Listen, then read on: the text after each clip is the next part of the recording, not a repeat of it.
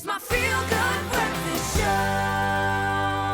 Welcome back. I think you can see by the light in my eyes how excited I am about this one. With rugged terrains, unpredictable conditions, challenging climbs, trail running can feel intimidating for beginners, but what a challenge to take on. And for Dean Horwitz, it's his mission now. It's become his movement to change that perception, his personal journey from a hesitant beginner not that long ago in 2022 to a passionate advocate for the sport has inspired now countless other people to take their first steps out on the trail.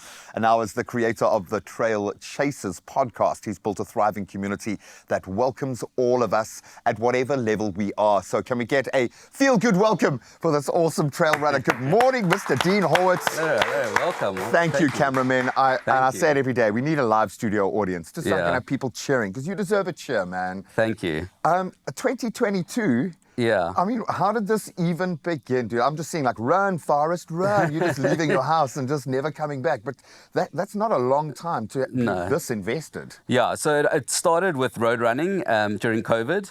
So, I got to the end of 2019 and I was heavy into my gym.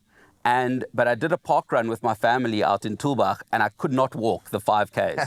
Struggled to walk. It was terrible. And I got to the end of that, and I was like, this is the hardest thing I've ever done. But this can't be fitness. I can't be really strong in the gym. Where's the function? Exactly. But not be able to even walk a 5K. So that was the kind of light bulb. But then COVID obviously hit, and I was like, I can't go to gym.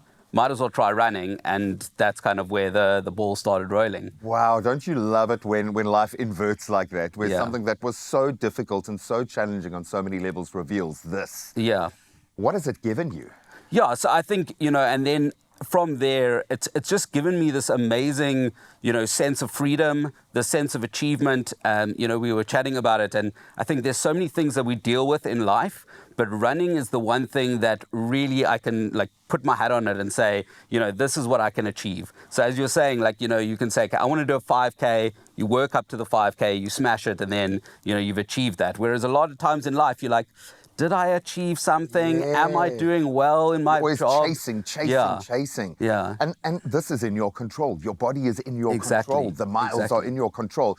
So I can now understand why you would feel the need to open this up to other people. What has the response been like with the Trail Chasers? And what was the motivation to kind of widen the circle, if you will? Yeah, so as I was saying, I got into road running and I struggled a lot with that as a beginner. But then moving on to the trails, it was a whole nother experience. Literally and a different world. A different world. And as you've kind of said, previously, that there's so many levels to it and there's so many barriers to entry.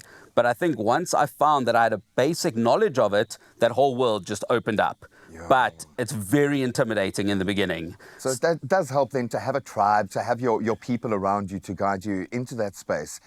We've got space. We've got so many amazing trails, and not all of them are like grade 10. I don't even know how you grade a trail, but I would imagine there are spaces that are ideal for beginners. So what advice would you have for those wanting to join the circle? Yeah, so I think for me, it's, I think obviously number one is listen to the podcast, because the idea behind the podcast is a beginner's guide to trail running. So we've got everything from your nutrition to your shoes to, like as you say, grading the trails, where you can run. So that's number one. But the other thing is take it easy, take it slow. You don't need to be a 100-mile runner on day one. And as we've kind of said, join a tribe, join a community. There's a run every single day of the week in Cape Town, in a different part of Cape Town on the trails. So join one of those, and that's your kind of first step into it. That I would imagine is going to possibly unlock the second half of your life, because the joy of the endurance athletes and the guys hitting the trails, you're peaking in your 40s, you're peaking older, because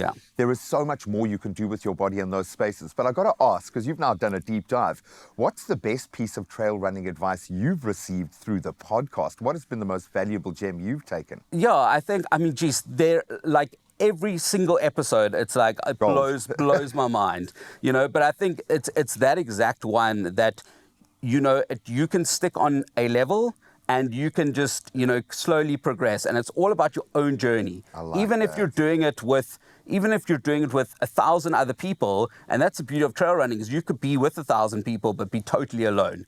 So it's your own journey, and always bring it back to yourself. Always bring it back to, this is my journey. And as we were saying before we came on air, just be 1 kilometer better than yesterday, and then that, and focus on that rather than anything else that you're doing.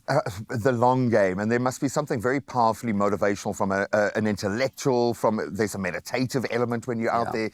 There are layers to this. Now that you've got this wonderful foundation, you're doing big things within trail running, which is a powerful notion. What would you like your impact to be? Where would you like to take this? Yeah, so I often say, like, if I can get 500 people into trail running because of the podcast, job done, happiness. I mean, obviously it will be 10 times, if I can get 5,000, 10,000, because as I said, I believe that once you get past that beginner stage, it's a game changer. Listen to one season of the podcast and you'll be on your way. Foundation. So that's the goal, yeah. Finally, a piece of advice for anyone hitting the 2 oceans. It's a different beast. I absolutely loved it. I found it, funny enough, a little bit easier than some of the other shorter distances because of the vibe, because of the people. Maybe it was the boiled potatoes on the sidelines. But what advice do you have for those warriors out there over the weekend? Yeah, I think obviously road and trail are pretty different, but there's one piece of advice, there's 2. So one is obviously, number one is just have fun. Yeah. This is going to be your first race. You're never going to have a first race again. So just have fun, no time pressures, just enjoy it. And then the second thing is make sure you know all the information. The ostrich in the sand is not the best approach. And your brain, you think, oh, my brain's not going to know. If I just go in there blind, my brain will be fine. But if you tell your brain enough of the information, that's where you build up the confidence. So as long as you know exactly what you're in for, how long it's going to take, what you need, and have that all planned out, you'll be sorted. And nipple plasters. Yes, 100%. And nipple plasters, then you're 100%. sorted. Buddy, I love what you are doing in your space. It's amazing to me that you've only been doing this for a couple of years and you've got this kind of impact. So I think I've no doubt the podcast is going to be a massive, massive success. But on your personal journey, and keep enjoying it, man. Thank you. Thank you so much. And thank you for having me. Chewing up the miles. Yeah, and as I said, listen to the podcast, get into the sport, and don't look at it as a big, scary thing. Look at it as a chilled run in Newlands Forest. Get started there and, your world will open up. And with mates. And you can find those mates at The Trail Chasers, an amazing new podcast and a resource, I think, for all runners. But specifically, if you're hitting the trail, they will have the knowledge, the vital knowledge you need to get going.